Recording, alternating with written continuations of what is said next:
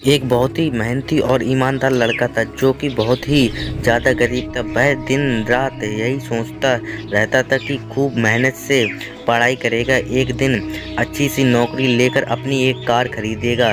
वह जब भी रास्ते में कोई कार देखता तो वह अपने सपने में खो जाता, सोचने लगता मुझको अपनी कार कब नसीब होगी। उसने ग्रेजुएशन करने के बाद एक नौकरी करने स्टार्ट कर दिया। कुछ दिन बाद उसकी शादी हो गई और कुछ टाइम के बाद उसका एक लड़का पैदा हो गया, लेकिन वह अभी तक एक कार नहीं खरीद पाया था। वह कुछ न कुछ पैसे जरूर जमा करता और एक दिन जब वह अपनी कार खरीद लेगा तभी उसने सारे पैसे इकट्ठे करके एक कार खरीदी। एक खरीदने के बाद एक दिन वह अपनी कार को रगड़ रगड़ के धो रहा था, तभी उसका बेटा आया और उसने उस पर कुछ पत्थर से लिख दिया।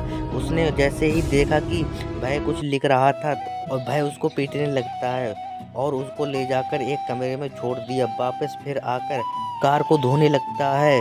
वह उस जगह पर पहुंच गया जहां उसका बेटा कुछ लिख रहा था।